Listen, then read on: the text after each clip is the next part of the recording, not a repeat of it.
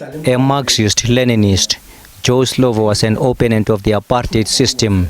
He was the first white person to be part of the ANC-NEC.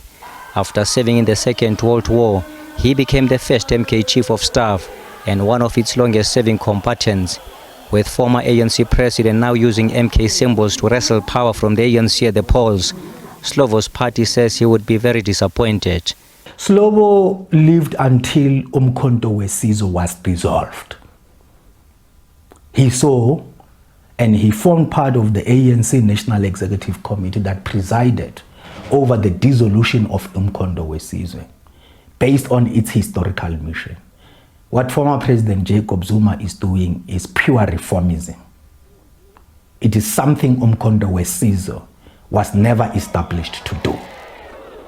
To divide the movement, to divide the ANC. If the ANC succeeds, he will be in a state of big sorrow. And from its alliance partners on the commemoration of Slovo's passing, the SACP says a fitting tribute to its late national chairperson will be to ensure that his socialist-oriented policies find expression in the ANC-led government. The ANC just needs to go to its Morogoro strategy and tactics adopted in 1969 in remembering Slovo,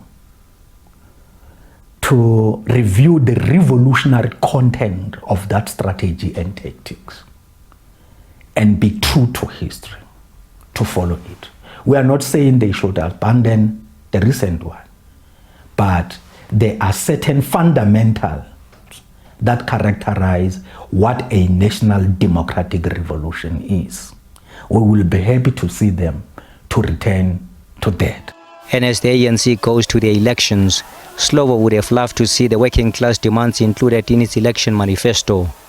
Radical reduction of inequality, eradication of poverty, the right to work for all. We must defend the achievements we have made in education, and we must solve the problems that we have in the healthcare system through the National Insurance Policy, which Parliament and the National Council of Provinces approved the bill. SACP General Secretary Solima Paila, flanked by representatives from the ANC, Kosantu and Sanko, will deliver their commemorative messages for Slovo on Saturday. Ntebo Mokobo for SABC News in Johannesburg.